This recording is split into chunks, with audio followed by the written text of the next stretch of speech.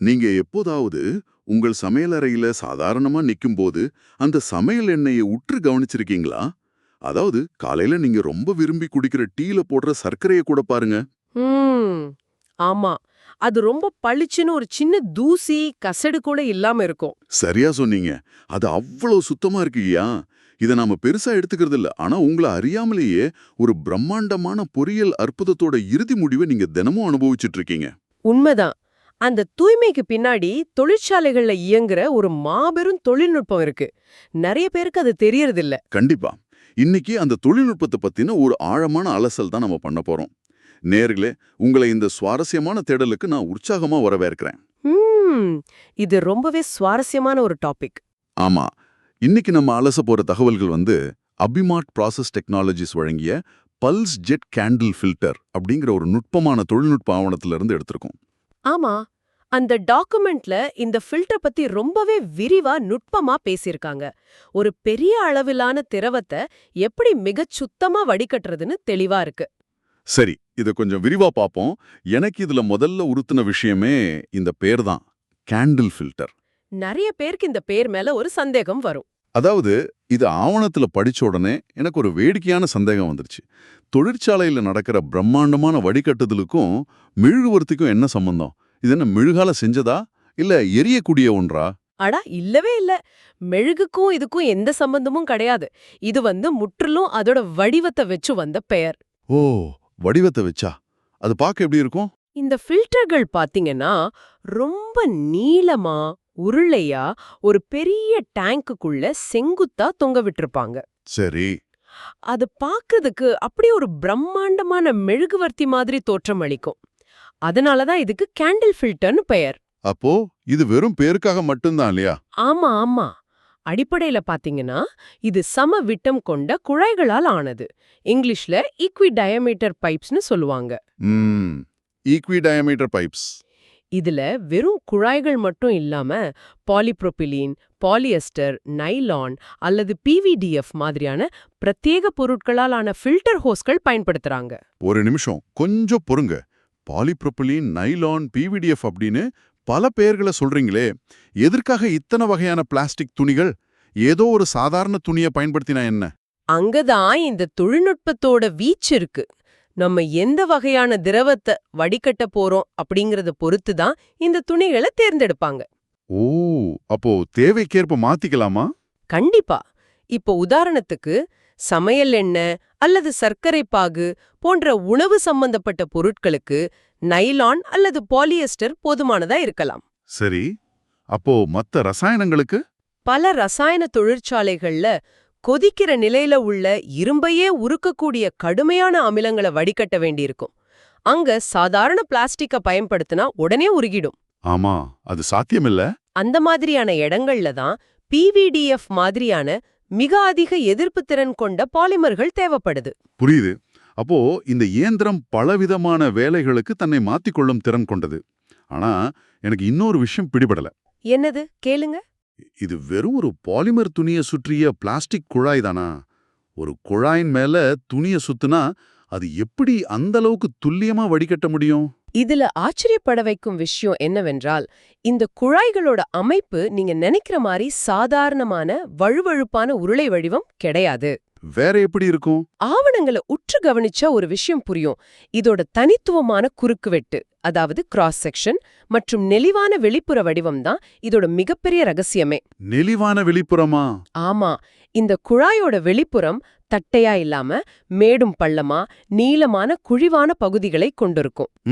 Okay. இந்த குழிவான பகுதி அழுத்தத்தின் போது அதிக மேற்பரப்பை தந்து ஃபில்டர் கேக் துணியில சரியா ஒட்டிக்கொள்ள ரொம்பவே உதவுது. கொஞ்சம் பொறுங்க. இது நேயர்களுக்கு இன்னும் எளிமையா புரியணும். நீங்க நெளிவான வெளிப்புற வடிவம்னு சொல்றத பார்த்தா இது பார்க்கறதுக்கு ஒரு துருத்தி மாதிரி, அதாவது அக்கார்டியன் மாதிரி சுருங்கி விரியற தன்மை கொண்டதா? கிட்டத்தட்ட அப்படிதான். அதாவது அதிக மேற்பரப்பு கிடைக்கணும் அப்படிங்கிறதுக்காக ஒரு துணியை மடிச்சு மடிச்சு வச்சிருக்கிற மாதிரி ஒரு அமைப்பா? மிக சரியான ஒப்பீடு. அதேதான். இது அதிக மேற்பரப்பை உருவாக்குறதுக்கான ஒரு பொறியியல் தந்திரம். அட சூப்பர். ஒரு தட்டையான பரப்பை விட மேடும் பழமுமா மடிச்சு வைக்கும்போது மிக குறைந்த இடத்திலேயே பல மடங்கு அதிக பரப்பளவு கிடைக்குது இல்லையா? ஆமா, கண்டிப்பா. அதனால திரவம் அழுத்தத்தோட உள்ள வரும்போது அந்த கசடுகள், அதாவது தொழிற்சாலை மொழியில சொல்லப்போனா ஃபில்டர் கேக், அந்த துணியில மிக சரியா படியவும் ஒட்டிக்கொள்ளவும் இது உதவுது. கசடுகள் உறுதியா ஒட்டிக்கொள்றது ரொம்ப முக்கியம் போல. ஆமா. அப்புறம் இந்த சமவிட்டம் கொண்ட குழாய்கள் வடிகட்டிய திரவத்தை எந்தவித அழுத்த மாறுபாடும் இல்லாம சீரா கீழ்நோக்கி பாய அனுமதிக்குது. ஆகா, வடிகட்ட வேண்டிய பரப்பளவை பொறுத்து இந்த கேண்டில்களோட எண்ணிக்கை மாறுபடும், அப்படிதானே? ஆமா, ஒரு தொழிற்சாலைக்கு எவ்வளவு வடிகட்டணுமோ அத பொறுத்து ஒரு பெரிய இரும்பு டேங்கருக்குள்ள பல 100 கேண்டில்களை கூட செங்குத்தா பொருத்தி வச்சிருப்பாங்க. பாக்கறதுக்கு ஒரு பெரிய காடு மாதிரி இருக்கும் சொல்லுங்க. சரி, இதோட கட்டமைப்பு பத்தி பார்த்தாச்சு. அடுத்து இது எப்படி வேலை செய்யுதுன்னு பாப்போம். கண்டிப்பா. இந்த ஆவணத்துல அது ரொம்பவே சுவாரஸ்யமா சொல்லப்பட்டிருக்கு. ஆமா, இந்த அமைப்புல ஒரு 6 படி செயல்முறை நடப்பதா ஆவணங்கள்ல படிச்சேன்.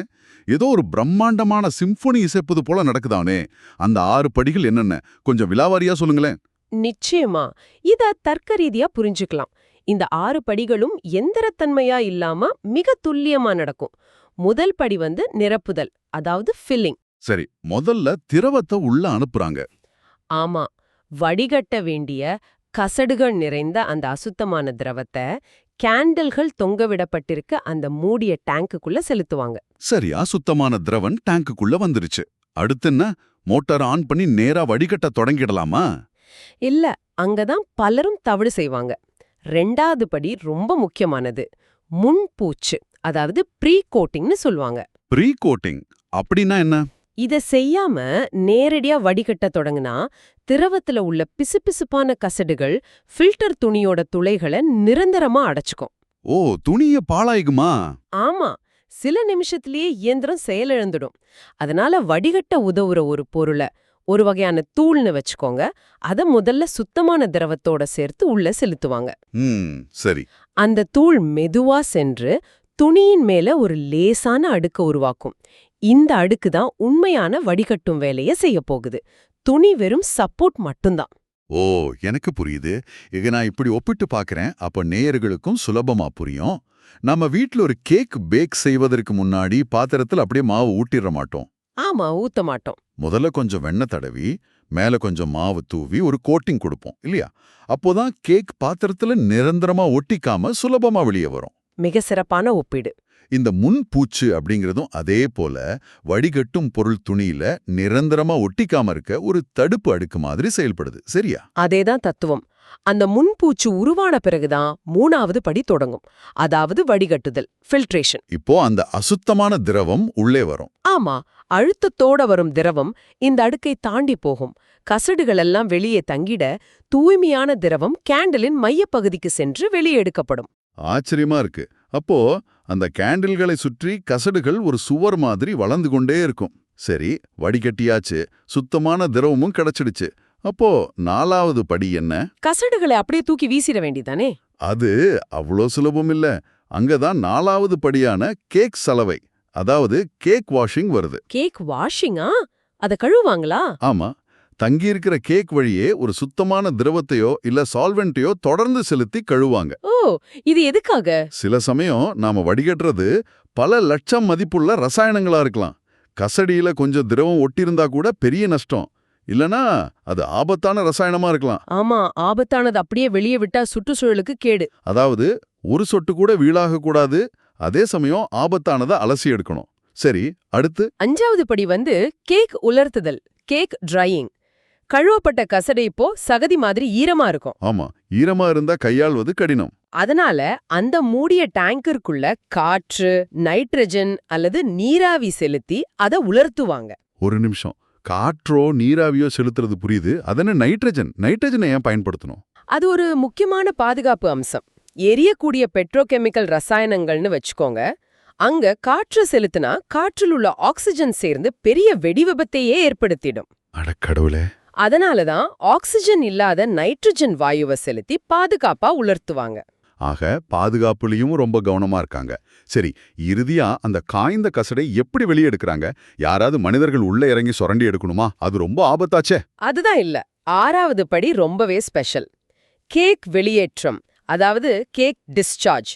எந்த மனித உழைப்பும் இதுல தேவைப்படாது. அப்ப எப்படி வெளியே வரும்? திரவம் அல்லது காற்று பாயும் திசையை எந்திரம் நேர்மாறாக திருப்பும்.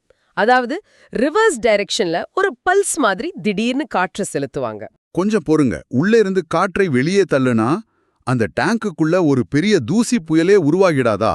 அது எப்படி சரியா நடக்கும்? அங்கதான் அந்த நெளிவான வடிவமும் துணியும் வேலை செய்து.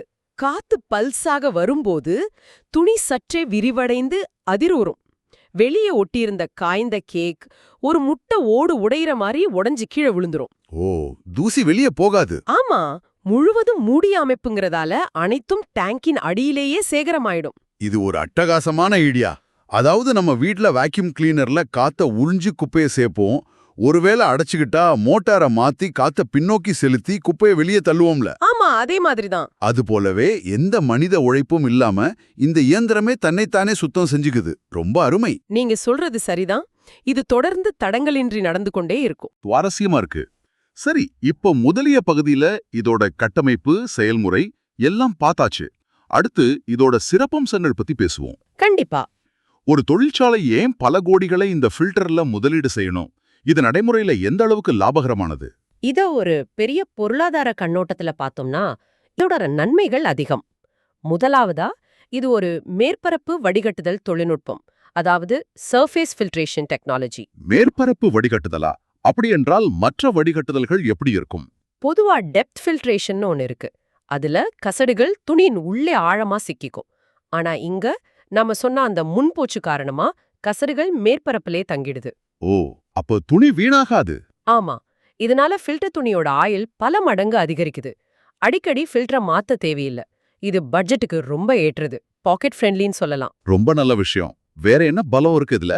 முக்கியமா நாம சற்றுமுன் பேசின அந்த ஆட்டோமேட்டிக் பேக் ஃபிளிஷிங் மற்றும் CIP, அதாவது கிளீன் இன் பிளேஸ் அப்படிங்கிற உள்ளபடியே சுத்தம் செய்யும் திறன் இதோட மிகப்பெரிய பலம். ஆமா, ஆவணங்கள்ல கூட ஃபில்டரை திறக்கவோ மூடவோ தேவையில்லை அப்படின்னு ஒரு முக்கியமான தகவல் கொடுத்திருந்தாங்க. No need of opening or closing filter. ஆமா. ஆக இதோட உண்மையான அர்த்தம் என்ன? ஃபில்டரை திறக்க தேவையில்லைன்னா ஆபத்தான ரசாயனங்களை மனிதர்கள் நேரடியாக தொடத் தேவையில்லை, அதை சுவாசிக்க தேவையில்லை அப்படிங்கிறது தானே? நீங்க மிக சரியான புள்ளிய தொட்டிருக்கீங்க. இது வெறும் லாபம் சம்பந்தப்பட்ட விஷயம் இல்ல, மனித பாதுகாப்பு சம்பந்தப்பட்ட விஷயம். ஆமா, ரசாயன தொழிற்சாலைகள்ல மனிதர்கள் சுத்தம் செய்யறது உயிருக்கே ஆபத்து. கண்டிப்பா. ஆனா இதுல 6 படி சுழற்சியும் மூடிய கலனுக்குள்ள நடக்குது. வெளியே எடுக்காமலேயே அது ஒரு செல்ஃப் கிளீனிங் இயந்திரம் போல செயல்படுது. இது உண்மையிலே வியக்க வைக்குது. ஆபத்தான ரசாயனங்கள்ல இருந்து மனிதர்களை காப்பாத்துறதோட நேரத்தையும் மிச்சப்படுத்துது. ஆமா. சரி, இவ்வளவு தொழில்நுட்பங்கள் நிறைந்த இந்த அபிமாட் பல்ஸ் ஜெட் கேண்டில் ஃபில்டர் நிஜ வாழ்வில எங்கெல்லாம் பயன்படுத்தப்படுது?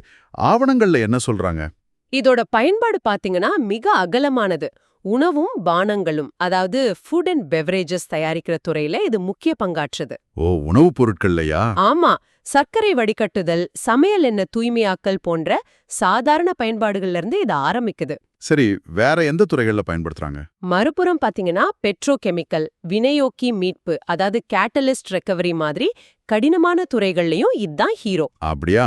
இன்னும் சொல்லப்போனா சாயங்கள், பிரைன் வடிகட்டுதல், அமீன் வடிகட்டுதல், PTA வடிகட்டுதல், ஆக்டிவேட்டட் கார்பன் மற்றும் ப்ளீச்சிங் எர்த் நீக்கம்னு மிக கடினமான ரசாயன தொழிற்சாலைகள் வரை இதன் பயன்பாடு விருந்திருக்கு. நேயர்களே, இப்போ இத கொஞ்சம் ஆழமா யோசிச்சு பாருங்க. இன்னைக்கு காலையில நீங்க குடிச்ச டீல இருக்கிற சர்க்கரையோ இல்ல மதியம் உணவுல இருந்த சமையல் எண்ணெயோ இந்த ஃபில்டரை தாண்டி தான் உங்க தட்டுக்கு வந்திருக்கலாம். ஆமா, கண்டிப்பா சாத்தியம் இருக்கு.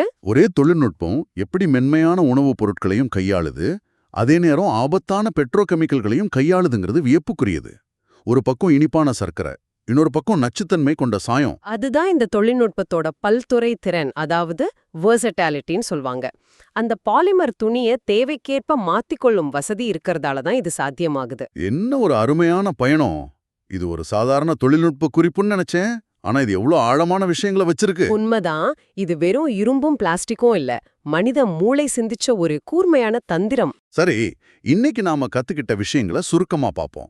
கேண்டில் ஃபில்டருங்கிற சாதாரண பெயரை கொண்ட கருவி எப்படி மேடு பள்ளங்களை கொண்ட குழாய்கள் மூலமாவும் மிக நுட்பமான 6 படிகள் மூலமாவும் மிகப்பெரிய தொழிற்சாலைகளை இயங்க வைக்குதுன்னு பார்த்தோம். ஆமா, அது மட்டும் இல்லாம அதோட சுய சுத்தம் செய்யும் திறன் எந்த அளவுக்கு பாதுகாப்பானதுன்னு தெரிஞ்சுக்கிட்டோம். கண்டிப்பா. இறுதியா நேயர்களுக்கு ஒரு சின்ன சிந்தனையை விட்டுச் செல்ல விரும்புறேன். இந்த ஆட்டோமேட்டிக் பேக் ஃப்ளஷிங் மற்றும் உள்ளபடியே சுத்தம் செய்யும் தொழில்நுட்பம் தொழிற்சாலைக்கு எவ்வளவு முக்கியமோ அதே போல நமக்கும் ஒண்ணு தேவை. நமக்கா? அது என்ன? தகவல் பெருவெள்ளத்துல சிக்கியுள்ள நமது மூளைக்கும் ஒரு பல்ஸ் ஜெட் ஃபில்டர் இருந்தா எப்படி இருக்கும்னு கற்பனை செஞ்சு பாருங்க. அட, ரொம்ப நல்ல கற்பனை. தினசரி நம்ம மேல பாயும் தேவையற்ற செய்திகள், எதிர்மறை எண்ணங்கள் அனைத்தையும் ஒரு ரிவர்ஸ் பல்ஸ் கொடுத்து தானாகவே வெளியேற்றிட்டு நமக்கு தேவையான அந்த அறிவை மட்டும் சேமிச்சு வைக்கும் ஒரு மன அமைப்பு இருந்தா வாழ்க்கை எவ்வளவு சிறப்பா இருக்கும் இல்லையா? கண்டிப்பா. ரொம்பவே தெளிவா இருக்கும். இத பத்தி நீங்களும் கொஞ்சம் சிந்திச்சு பாருங்க. மீண்டும் ஒரு அட்டகாசமான தேடலில் உங்களை சந்திக்கும் வரை தொடர்ந்து சிந்தியுங்கள், தொடர்ந்து கற்றுக்கொள்ளுங்கள்.